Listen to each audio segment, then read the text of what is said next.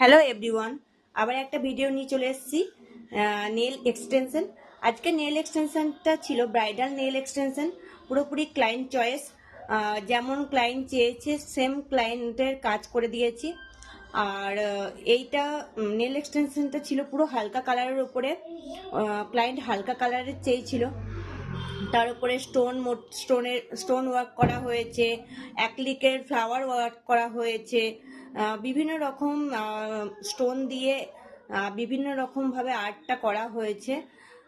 চেষ্টা করেছি ক্লায়েন্ট যেরকম বলেছে সেরকম করার।